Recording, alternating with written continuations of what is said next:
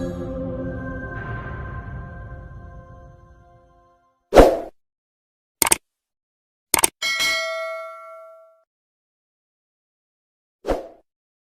сега денеска наслов на проповедта ни е малку така морбиден, крвава врата.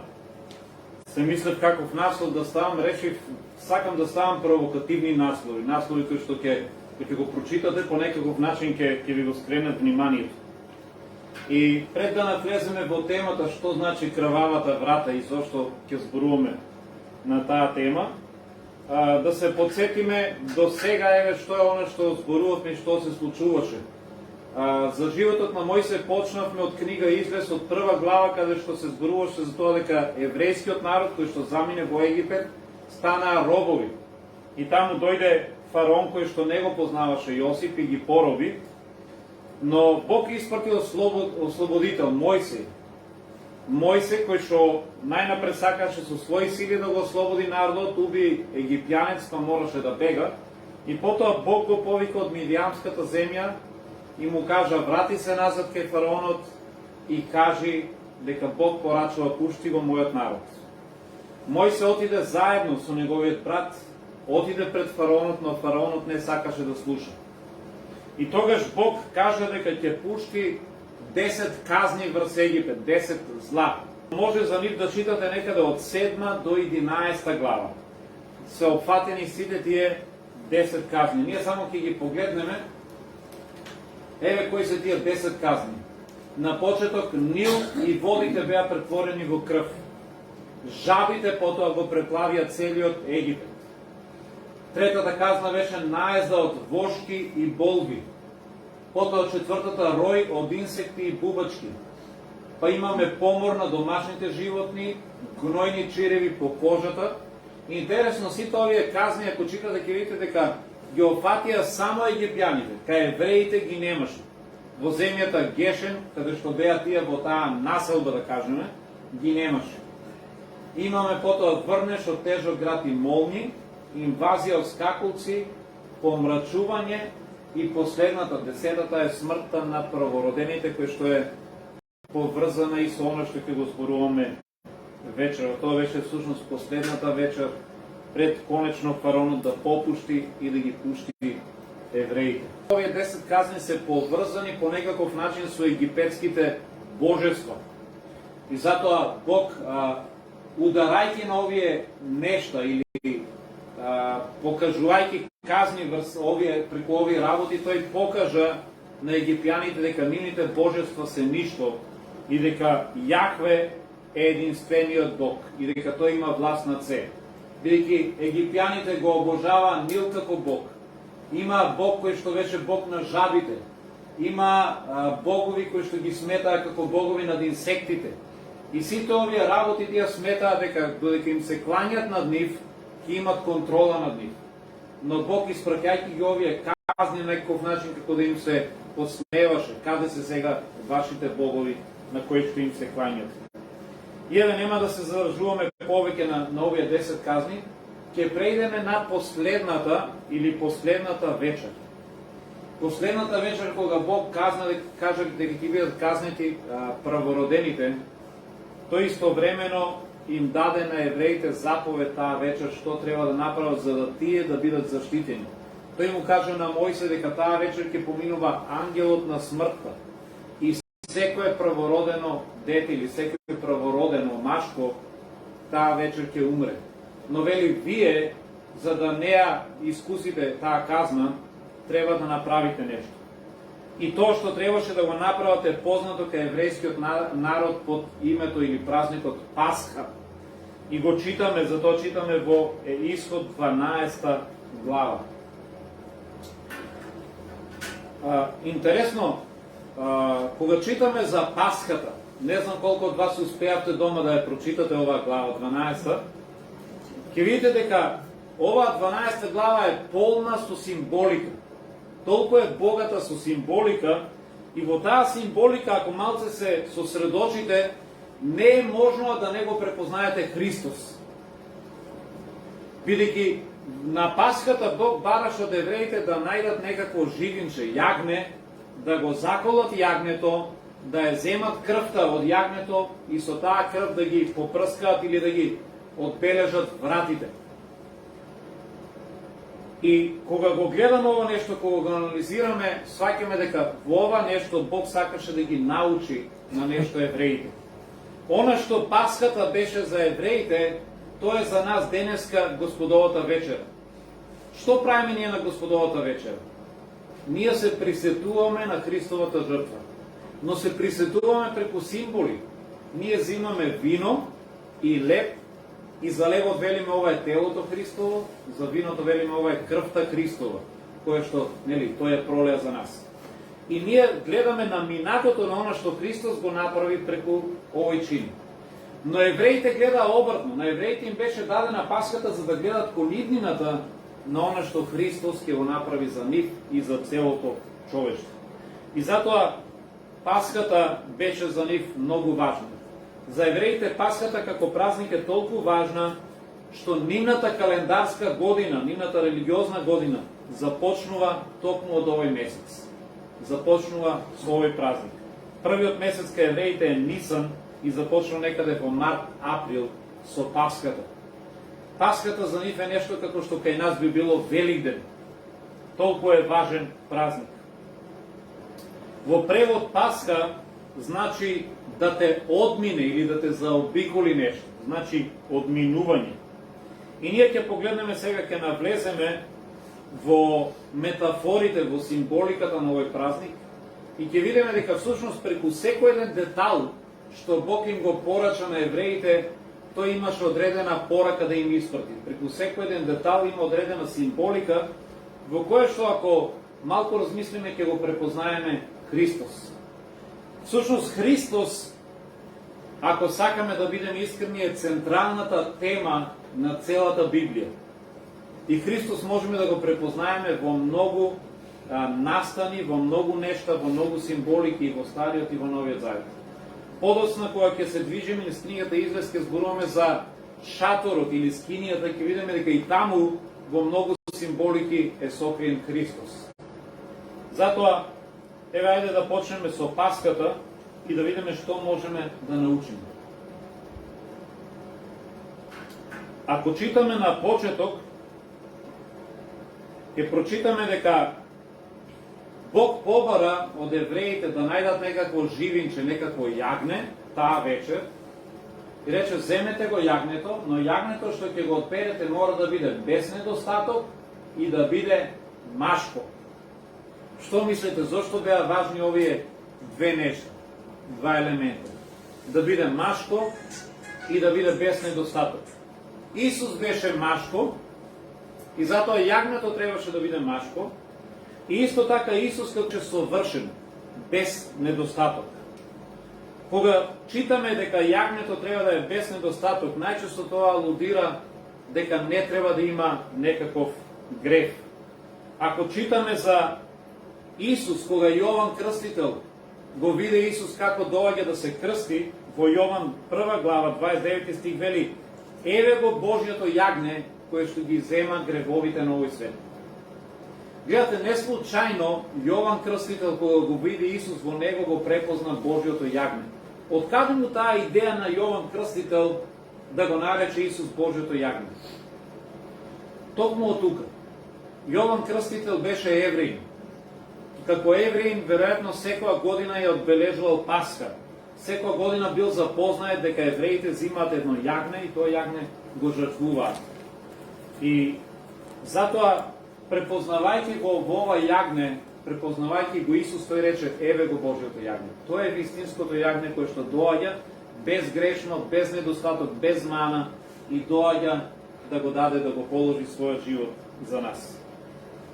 Има еден друг интересен елемент кога читаме за јагнето што требаше да биде дадено на Пасхата. Еден друг момент вели: на 10-тиот ден на овој месец секој семејство нека си набави едно живинче или едно јагне. И читаме подолу вели: чувајте го до 14-тиот ден на овој месец. А тогаш целата израелска заедница нека го заколе кога ќе се спушти приматот. Колку дена требало секој семејство да го чува јагнето кај нив дома? 4 дена. 4 дена. Зошто Бог не им рекол, земете го истата вечер, најдете на 14 ден едно јагне и заколете. Него 4 дена однапред тој вели дека треба да си набават јагне, тоа јагне требало да го чуват заедно со нив дома. Вели нека биде со вас 4 дена и на 14 ден требало да го заколат. Знаете ли што се случува кога ќе земете едно мало јагненце дома и ќе го чувате со вас? Го засакаш, ќе се приврзеш за него. Ако е уште истиот ден, ајде толку, не стигаш. Си го зел јагнето, си го заклал. Но 4 дена кога е заедно со вас дома, особено ако имате малецки дечиња дома, што ќе прават тие со јагнето? Ќе почнат да го гушкат, ќе се играт со него, можеби дури ќе му дадат име, можеби ќе го наречат некој. Тие веќе се приврзале, станало дел од нивното семејство. Ова јагнеце станало член на нивното семејство. И сега кога треба да го заколиш тоа јагне, како ќе чувствуваш? Кој ќе биде чувството за него? Наеднаш ти си приврзан, жалост, наеднаш ова јагне нема да сакаш да го заколиш. Наеднаш ќе ти биде тешко. Ти ќе го вреднуваш ова јагне. И тоа била целта на Бог. Целта на Бог сакал да научат евреите да го вреднуваат ова јагне. Да научат да ја вреднуваат ова жртва. За нив да не биде само едно животно кое што го заклале и изеле. Тие во тоа животно сакат да вложат чувства. Бидејќи еден ден ќе дојде едно Божјо јагне кое што ќе биде Божјиот син. И тој ќе биде јагнето Божјо кое што ќе го даде животот за нас. И Бог сака ние да бидеме приврзани за него исто така. Прашањето е, дали сега кога знаеш дека Исус на крстот умре за твоите гревови, дали за тебе тоа представува само па добро, некој умрел и голема работа, или твоето срце е приврзано за него? Дали ти значи нешто тоа што Исус умре на крстот за твоите гревови? Дали ја вреднуваш неговата жртва? Ако ти минуваш постојано време со него, ако си го запознал одблиску, тогаш тебе ќе ти значи неговата жртва. Тогаш ќе ја цениш. Исто како што ова семејство кое што помина 4 дена со јагнето, за да научат да ја вреднуваат жртвата на ова јагне. Да научат да ја ценат и да не име седно што ова јагне умрело наместо нив или умрело за да ги заштити нив. Ако сте ја читале целата случка, што се случуваше таа вечер во Египет, ќе знаете дека во Египет вечерта беше многу страшно. Минуваше ангелот на смртта и секое правородено машко дете, секое правородено машко таа вечер загине. Единствен начин да бидеш заштитен, за да не дојде смрт во твојот дом, беше да бидеш заштитен со крвта на јагнето. Затоа Бог им порача, земете и со крвта на јагнето намачкете ги вашите врати и по тој начин ќе бидете заштитени. Евреите научија во нивната свест, тие научија дека крвта на јагнето е таа кој што ги заштити, крвта на јагнето е таа што направи да нема смрт во нивните домови. Јавеа крвавата врата, таа вечер секој еврејско семејство, секој еврејски дом имаше ваква врата. Вратата беше намачкана со крв. И ќе видиме зошто. Ако читаме во 12 глава, во 7 стих, пишува нека ја земат крвта и нека ги попрскаат двата до вратника и над вратникот на куќата. Знаете ли што значи ова? Ова значи дека Бог барал да ја намачкаат вратата или до вратниците на вратата од двете страни и горниот дел и над вратникот. Но интересно, не пишува да го намачкаат и прагот. Што мислите зошто? Бог барал од двете страни да ја намачкаат вратата со крвта и од озгоре. За нас би било логично па ајде од сите страни. Премачка тука, од тука, од оваа страна. Нели, ако би имале четка, би рекле па офарба е веќе целата кога ја фарбаш. И би рекле намачка го и прагот. Но никаде не пишува прагот, само вели двата до вратника и над вратникот. Зошто не и прагот? Сетете се, ова е крвта на јагнето. Ако би ја намачкале крвта на јагнето на прагот, ќе ја согазиме. Прагот е нештото на кое што ние газиме. Бог не сакаше крвта на јагнето да биде газена. И Бог сакаше да ги научи нив на една лекција. Ова е света крв. Оваа крв не смееме да ја газиме. Крвта на јагнето не смееме да ја погазуваме. Затоа гледаме дека Бог, кога кажуваше и кога даваше јасни и строги инструкции, тој кажа само од двете страни, на надвратникот, но не и на прагот. Бидејќи крвта Христова не треба да се погазува. Читаме на едно место во Евреите 10 глава, вели колку поголема казна мислите ќе заслужи оној кој што го подгазил Божиот син и ја смета нечиста крвта на заветот со која бил осветен и со тоа го навредил духот на благодат. Апостол Павле или писателот до евреите вели колку поголема казна мислите ќе добие оној кој што ја погазил крвта Христова, ја погазил крвта на заветот, ја отфрлил оваа крв. Што значи да ја погазиме крвта Христова? Овде не се мисли буквално, нели? Но што значи тоа? Тоа значи да не ја почитуваме жртвата на Христос, тоа значи да ја отфрлиме неговата жртва, или пак да се исмеваме. Често пати денеска луѓето ја погазуваат Христовата крв со тоа што ја сметат за недостојна. Или можеби со тоа што ја сметат за недоволна. Знаете, кај нашиот народ често пати се уште за жал се практикува во многу работи курбан. Иако православието го забранува тоа нешто, официјално православната црква и православната вера забранува курбан. Но нашиот народ си практикува, кој ќе прави куќа во темелите става курбан. Не знам, кога ќе има некој празник, некоја слава, тие даваат курбан. Ако умрел некој во нечиј дом, тие за секој случај даваат курбан. Тие даваат курбан затоа што веруваат дека курбанот ќе ги заштити или ќе го заштити домот. Но учењето на православната црква и она што е библиско е дека Христос е нашиот курбан. Тој е нашата жртва, неговата крв е доволна. И кога читаме во посланието до евреите, писателот вели, бидејќи тој се даде себе си еднаш за секогаш, ние немаме потреба повеќе од друга жртва. Тоа значи дека секогаш кога ние се обидуваме да додадеме нешто на Христовата жртва, ние ја погазуваме неговата крв. Ние велиме крвта негова е недоволна, недостојна, и јас ќе најдам друг начин како да си обезбедам заштита. Со тоа што јас ќе дадам курбан, или со мои дела, или ќе одам ќе барам заштита на други места, не знам, кај бајачи, кај гатачи, и ние ја погазуваме Христовата крв. Ние ја погазуваме Христовата крв исто така кога живееме грешен живот. Веќе Христос умрел за нас, а ние продолжуваме да грешиме. Кога решаваме да не го цениме тоа што Христос го направи за нас. И интересно е, замислете да сте биле во тоа време, таа вечер, замислете да сте биле во Египет, да сте биле на тоа место каде што беа евреи.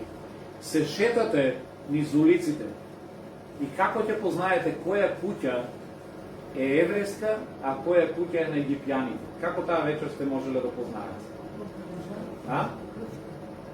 Со крвта на вратите. Многу лесно. Знаете, кога одете, ќе забележите, на оваа врата има крв. Таа мора да е на евреите. На оваа врата нема крв. Таа е на некој египјанин. Гледате, крвта правеше разлика. Крвта на секоја една врата покажуваше дали тој човек е евреј или е египјанин. Крвта правеше разлика. Ние знаевме кој куќи се од Божиот народ преку крвта. Да ве прашам, денеска познаваме ли? Денеска ние веруваме дека христијани се тие што ја прифатиле крвта Христова и се измиени преку неговата крв. Христијани се тие што дозволиле Христовата крв да ги измие од нивните греови.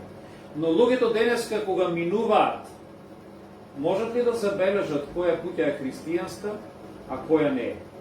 Луѓето денеска кога ве запознаваат, можат ли да забележат кој од вас ја има Христовата крв на него, а која нема? Дали можат јасно да видат?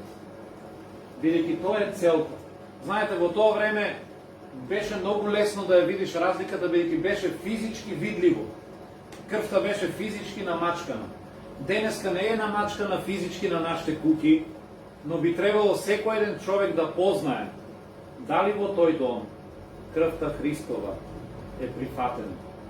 Ќе познае со тоа што ќе види дали го славиме Христос, дали живееме за Христос, дали во таа куќа се чита Библијата, дали во таа куќа се молиме на Христос, дали живееме свет живот.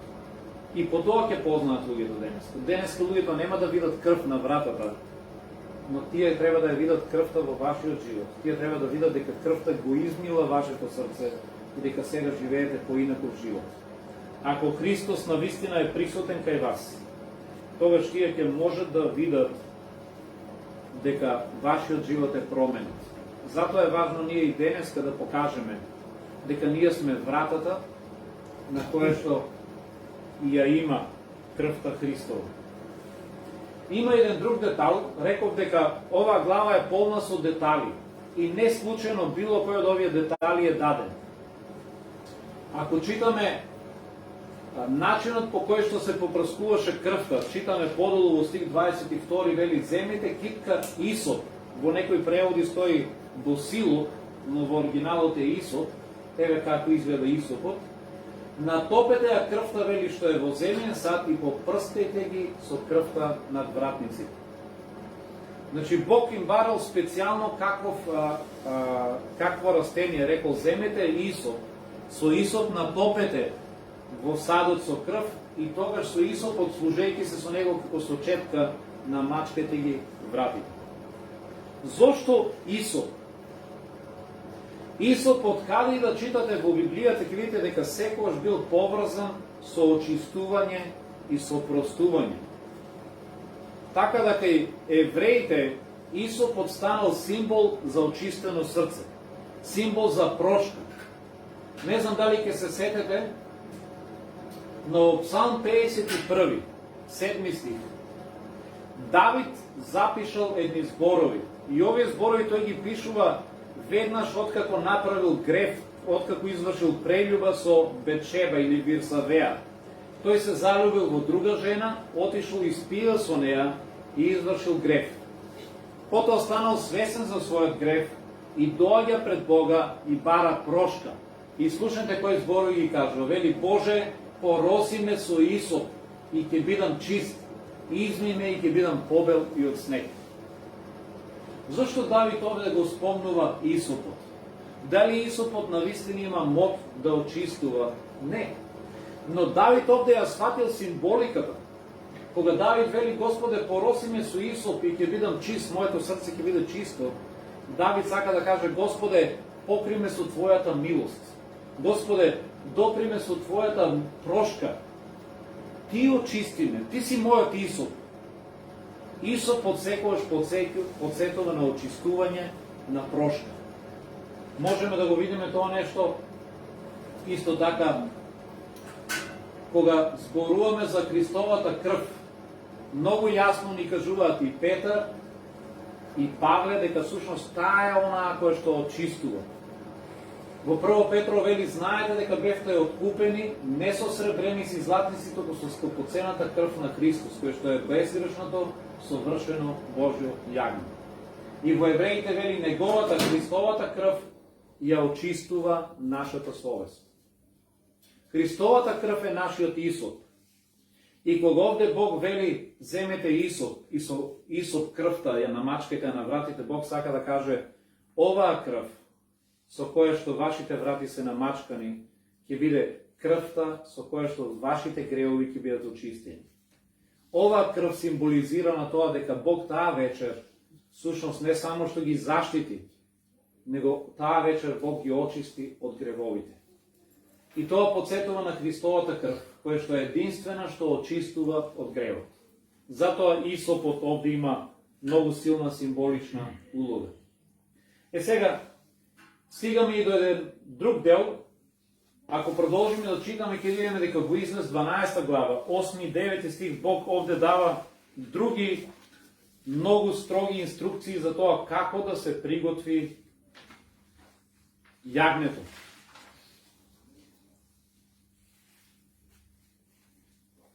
Овде ако читаме пишува дека јагнето треба цело да се пече на оган. Вели, немојте да ја отстранувате ниту главата, ништо, туку цело, овде главата ја нема, но би требало да е со глава, цело приготвите на оган и вели нека се пече. Исто така дава јасна заповед, вели да не се вари во сад. Немојте да го варете, кога ќе го приготвувате, туку да го печете. И ќе се запрашаме зошто.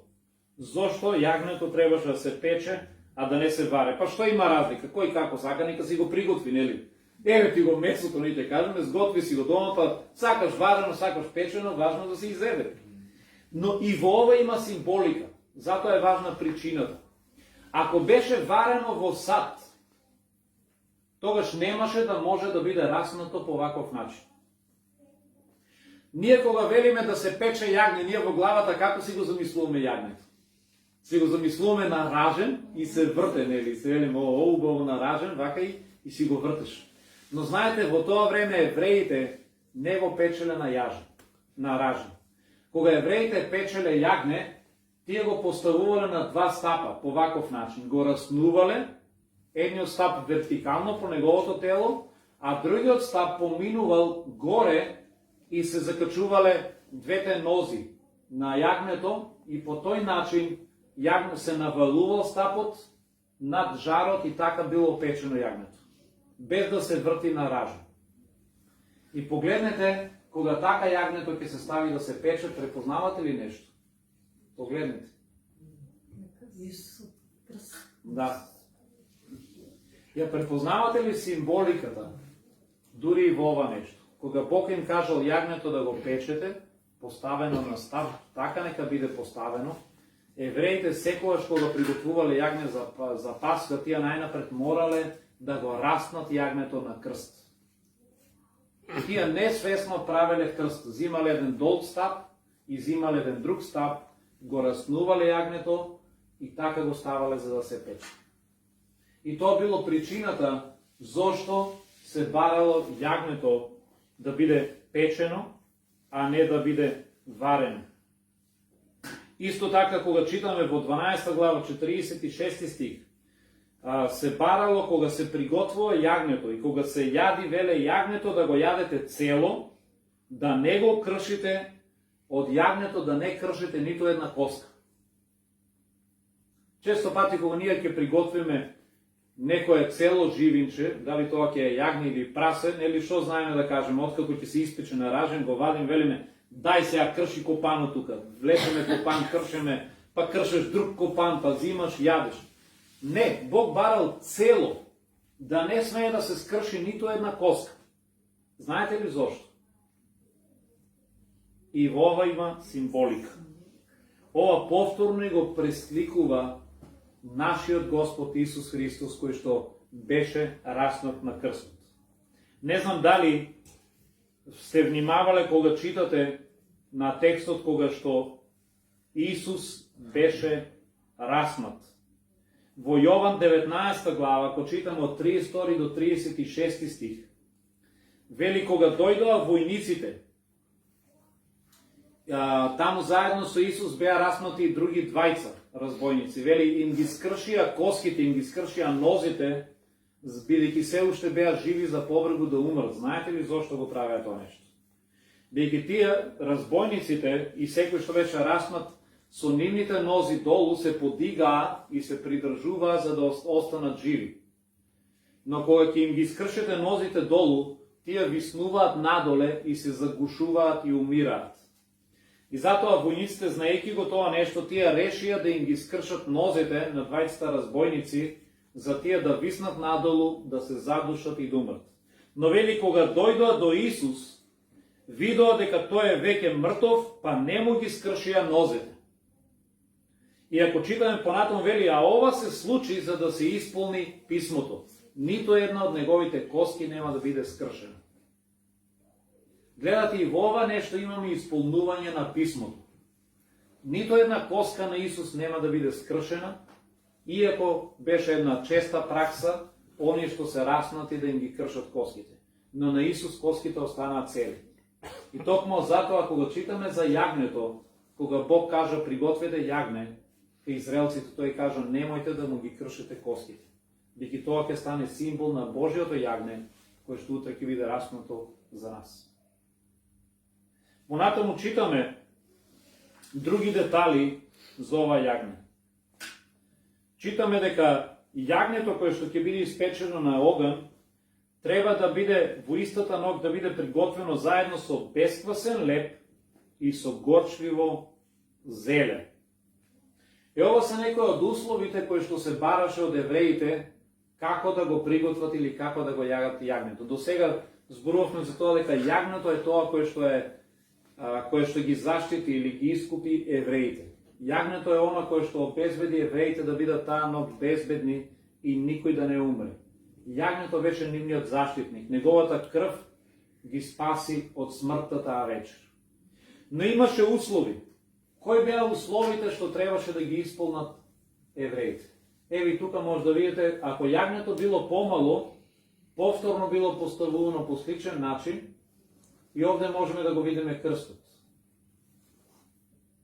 Но ајде да видиме кои беа условите. Ова за жал не ви го покажав. Значи ова е оно што го зборувавме пред малку, дека кога воиниците дојдоа им ги прекршија нозите на другите, но кога дојдоа до Исус видоа дека е мртов, па не му ги скршија нозите. Така да и овде се исполни тој дел кој што како символика го имаме во Пасхата. Сега, услови поврзани со јагнето. Прво, се вели печеното на оган нека биде изедено во истата ног со бесквасен леп и горчливо зеле.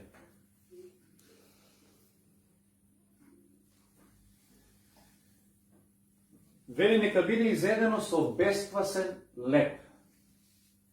Знаете ли што представува квасецот во Библијата? На што е символ? На гревот. Да.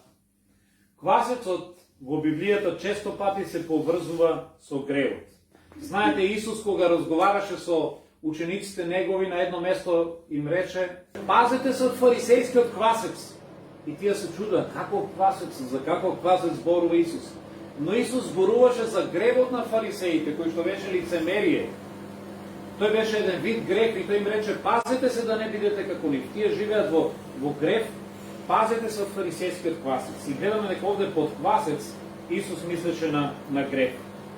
Исто така Павле во една прилика кога им зборуваше на христијаните во Галатија, тој кажуваше да внимаваат да не навлезе грев или криво учење во нивниот живот. И искористи една поговорка и им рече: знаете ли дека малку квас го подквасува целото тесто?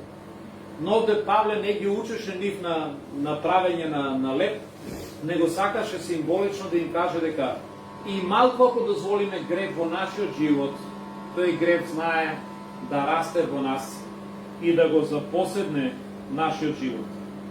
Затоа гледаме дека гревот секогаш беше символ, квасецот беше символ на грев.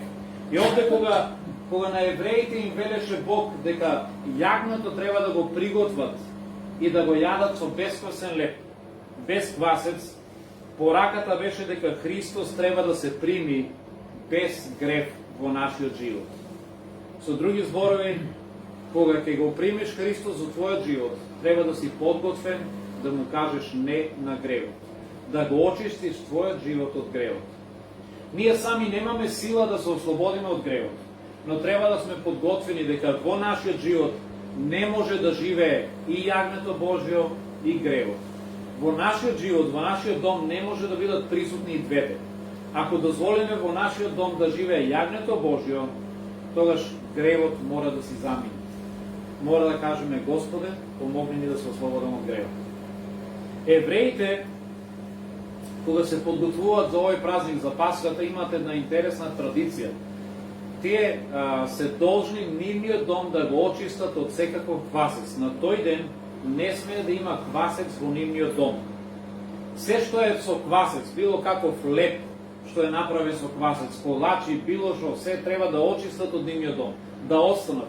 Па дури тие се толку темелни во тоа нешто, ми имат кажувано дури евреи луѓе кои што го празнуват ова нешто, што тие барат, ако има барем и трошка паднато на земјата, внимаваат, мора и трошката да ја исфрлат од дома да ја очиста. Замислете, ако паднало трошка од квасец, од леп што е со квасец, и трошката мора да ја исфрлат. Дори ги проверуваат книгите, знаете, некојаш кога ние читаме книга и знаеме и да си јадеме, па ни паѓаат трошки во книгите. Тие книга по книга ги взимаат и ги тресат книгите за случајно да нема во некоја книга некаква трошка од квасец и ако се најде, ја исфрлаат. Ќе кажеме, бре, ама темелно, па мора да се претерува во тоа нешто. Тие ова го прават, исполнувајќи ја заповеда што им е дадена за тоа дека не смее да има квасец за време на Пасха во домот. Но замислете ако ние така би се однесувале со гревот. Ако гревот е квасецот во нашиот живот, дали ние правиме темелна проверка случајно да не има останато барем некаква трошка од грев во нашиот живот? Често пати ние знаеме да сме немарни ако гревот е малечок. Знаеме да кажеме, добро да голема работа сум лажал помалку, нели? Голема работа сум цуел помалку. Голема работа сум гледал малку по други жени. Или малку па подкраднувам. Па кој не краде денеска? Кој денеска па не лаже? Кој па денеска не гледа по други жени? Малку сум гледал порнографија, голема работа. Ние сметаме дека ако е малечко, не е страшно. Но Бог ни кажува дека не смее да има ништо, ниту трошка од грех во нашиот живот. И знаете што е интересно? Во стих 9 се вели дека треба да го подготват јагнето со бесквасен леп. Но ако читам во стих 15 вели 7 денови јадете бесквасен леп. Значи Бог бара од евреите барал не еден ден, него 7 дена во неделата. Тоа значи дека цела недела. Замислете ако почнувале, ако Пасхата почнувала во понеделник. Тоа значи понеделник мора да ти биде без квасец. Понатаму следува вторник без квасец, среда без квасец, четврток без квасец, петок и се така поред сите денови. Значи сите 7 дена треба да се без квасец. Која е пораката на ова нешто? Гревот во нашиот живот не смее да биде присутен ниту еден ден. Ние не можеме да кажеме, најчесто ние имаме навика во недела кога одеме на црква, велиме тој ден не смееш да грешиш. Ама останатите денови може. И често пати има христијани кои што се светци во недела, а во другите денови се ѓаволи. Но гледате, Бог не повикал да живееме таков живот. Ние не можеме во недела да викаме, алелуја, се јас сум свет, а после од понеделник натаму пак ќе си грешам. Бог бара сите 7 денови во неделата да го очистуваме животот од квасец. Сите 7 денови во неделата да се пазиме од гревот. Не еден ден, туку сите 7 денови. Тоа е пораката кога Бог рекол.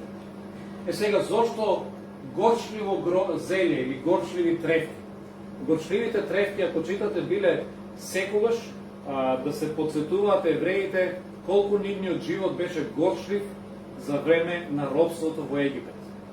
И кажаме, вели, тоа е за да се подсетувате кога вашите деца ќе ве прашаат зошто горчливо желе тато јадеме или горчливи трефки, кои ќе имате заедно со нив трпеза на овој празник, кажете им дека нашите татковци беа во Египет, беа робови, да се подсетуваме дека животот на робството е горчлив живот. Ние ден од нас не сме биле робови во Египет, не бе. Но сепак сме имале живот на робство. Знаете ли кој беше тој живот на робство? Живот во гревот, да. Горчливите трефки се да не подсетуваат дека животот во гревот е горчлив живот. Понекогаш ние ќе забораваме на тоа колку тешко ни беше кога бевме во гревот и знаеме да кажеме, па и не беше толку лошо, нели? Па имаше и убави работи, нели? Па се забавувавме, па правевме, нели, глупости. Некои знаат дури да се фалат, ја во тој живот колку женски сум легнал, колку женски сум гонел, па што се сум правил, па да видиш како ми беше. Бог вели, слушајте, тој е горчлив живот. Немојте да заборавате. Трефките имат за цел да не подсетуваат дека животот во грев е горчлив живот. Тоа е робство на гревот. И еве тоа е символиката. Но имаме уште 3 работи, а бидејќи немаме многу време, ајде да одиме понатаму. Во Израел 12 глава 10 стих има уште една инструкција. Вели кога го јадете јагнето, ништо да не оставате до утрината. до изутрина, до зори. Бог барал да евреите од тие семејства целото јагне да го изедат до зори. Значи да не остават ништо од јагнето. Пред да дојде зората, тие требало целото јагне веќе да го конзумираат, да го изедат. Која е символиката на ова нешто? Зората во Библијата често пати е символика на второто Христово доваѓање и на Божиот суд. Кога ќе дојде зората, тоа значи дека Христос повторно ќе дојде да го суди овој свет. Ако од нив се барало целото јагне да го земат или да го изедат пред да дојде зората, символично тоа би значило дека од нас се очекува да не чекаме да дојде зората за да го прифатиме јагнето Божие. Да не чекаме кој ќе дојде Божиот суд, тогаш да решиме да го прифатиме Христос целосно. Знаете, има многу луѓе кои што одат на црква, но никош не го прифатиле Христос целосно. Тие можеби прифатиле само дел од Христос. На некои луѓе им се допаѓа само тоа дека Христос учи оти треба да љубиме. Или љубовта е убава работа. Ама не им се допаѓа дека Христос учи оти треба да проштеваме. Или не им се допаѓа дека Христос учи оти треба да го оставиме гревот. И има христијани кои што не го прифатиле Христос целосно. И тие се како овие луѓе кои што треба да го изедат јагнето до зорите, ама тие изеле само дел од јагнето, но не го зеле целосно. А ако остане дел од јагнето до зорите, тогаш си виновен. Бог бара целосно да го прифатиме Божјото јагне. 100%. Има зборови во Новиот Завет кои што на нас ни изгледаат морбидно. Дури и кога ги слушале евреите, тогаш им изгледале како канибализам. Во Јован 6 глава Исус на едно место вели: кој го јаде моето тело и пие од мојата крв, тој ти има живот вечен. И кога го слушале ова, евреите им стоело чудно: како може ние да го јадеме твоето тело? Како може да ја пиеме твојата крв? Но Исус тие зборови ги кажа: кој го јаде моето тело и пие од мојата крв? Овде Исус сакаше да каже кој е спремен да ме прифати мене целосно и мојата жртва. Кој ја прифаќа мојата жртва и е спремен целосно да ме прифати мене и да ме следи, тој е оној кој што има живот вечен. Не буквално, не во буквална смисла. И знаете ли дека всушност на последната вечера кога Исус се собра со учениците и ја воспостави Господовата вечера, причеста, кога рече: ова е моето тело, ова е мојата крв, го раскрши левот и рече: јадете. Знаете ли дека таа вечер беше всушност Пасха? Тоа беше Пасхата за евреите. И токму на Пасхата, кога евреите требаше јагне да печат, Исус тогаш стана Божјото јагне кој што беше дадено. Не случајно баш на Пасхата Исус ја воспостави Господовата вечер или причеста. Третиот услов, поврзан со јагнето, беше: вели, јадете вака, препашани, со препашана половина, со обувки на нозете и со стап во раката. Ако читаме, значи, целиот овој текст кој што е полн со символики, Бог им рече: земете јагне, испечете го, не варете го, значи раснете го на крст. Мора да го изедете цело до зори, не чекате да дојде зората. Јадете го со бесквасен леп, значи грев во вашиот живот не смее да има, и со горчливи тревки, да се подсетувате колку животот во робството на гревот е горчлив. И јадете го со стап во раката, со препашана половина и со обувки на нозете. Тоа значи подготвени, не улежани, не распуштени, не во некакво удобство, него спремни на готовност. Исто како денеска, кога треба да тебе за ручек којате дома да јадете со чепли на нозете. Значи, обуени со патики и спремни со клучот од колата во раката, и како во секој момент да треба да бегаш, како во секој момент да треба да стануваш и да одиш. Која беше поентата на ова нешто? Бидејќи требаше во секој момент тие да ја напуштат земјата на робството. Тие требаше да го изедат јагнето и во секој момент им престоеше заповед: излевајте, напуштете го Египет. Египет беше за нив земјата на робството, земјата во која што тие страдаа, и сега дојде моментот кога требаше да ја напуштат. Но што значи за нас денеска? За нас денеска оваа символика, да јадеш со препашена половина, со обувки на нозите, со став во раката, тоа значи дека ние не треба да се опуштаме во овој свет. Не треба да се навикнеме на овој свет и да ни стане удобно тука. Ние живееме како христијани во овој свет, но никогаш не треба да ни стане удобно, да го засакаме овој свет до таа мера што ќе кажеме, абе јас во овој свет, во овој грешен свет се чувствувам како да сум си дома. Не, да не забораваме, во овој свет ние сме гости. Ако читаме во Римјаните 12 глава, 2 стих, Павле вели, немојте да се прилагодувате со овој свет, туку преобразувајте се. Гледате, Павле вели, не се прилагодувајте на овој свет. А ние често пати велиме, па ако овој свет прави вака, и ние ќе правиме така.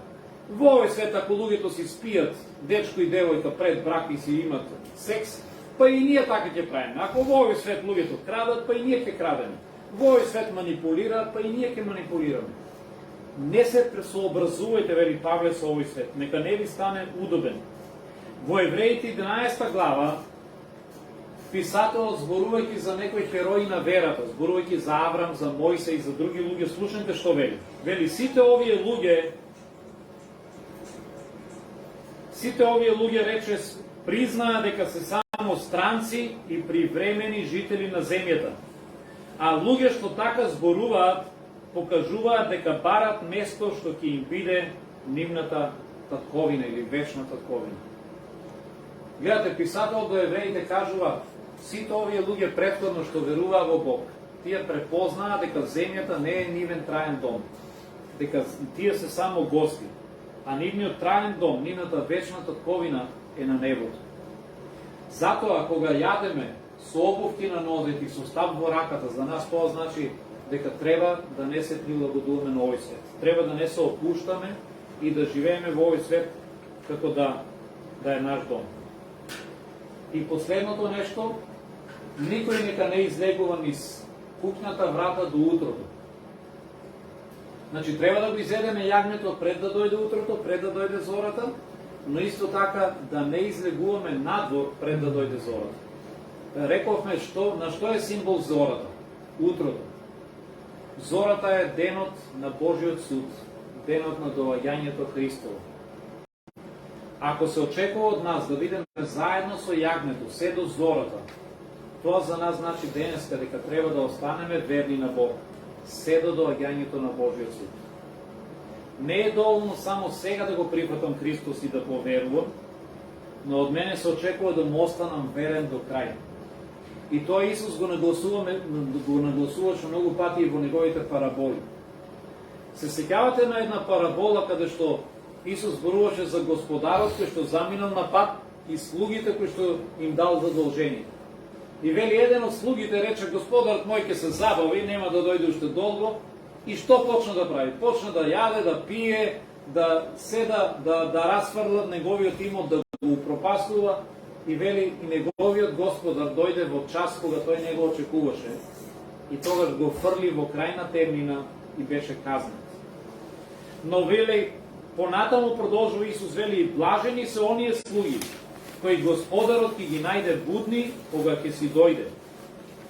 Тие слуги ќе бидат наградени. Значи, од нас се очекува да бидеме верни на нашиот Господар се до неговото доваѓање. Тоест да не го напуштаме јагнето. Јагнето беше во сечи дом за време на Пасхата.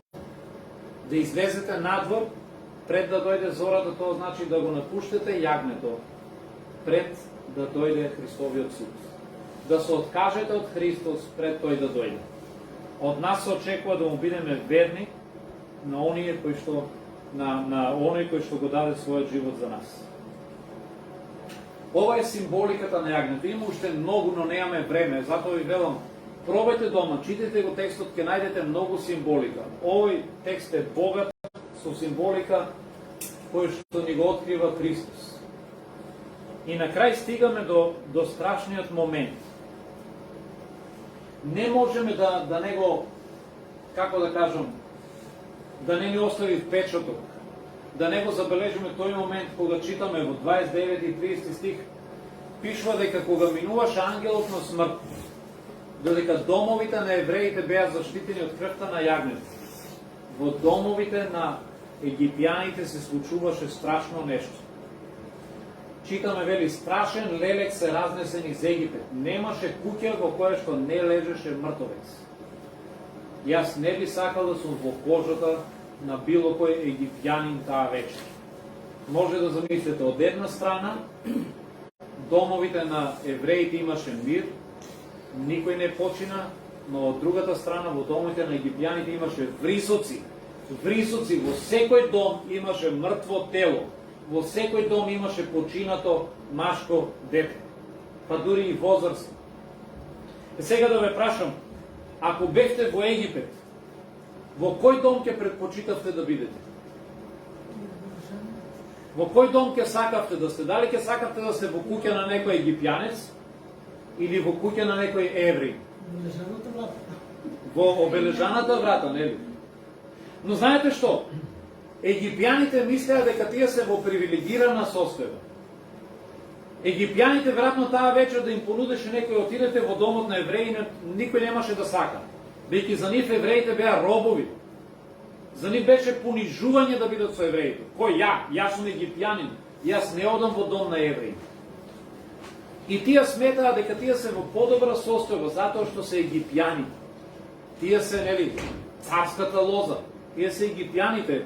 Евреите се робовите. Евреите се од втората класа. Знаете ли дека и денеска на нас така гледаат светот? Светот на нас, христијаните, сметаат дека ние сме забеганите. Ние сме оние кои што, нели, сме друга вера, ние сме втората класа, а дека тие што се во светот, тие го избрале по добриот пат. Тие што се во светот, тие знаат како да уживаат. Тие знаат како да го живеат животот. Тие во светот се во подобра состојба. Но јас не би сакал да сум во нивна кожа.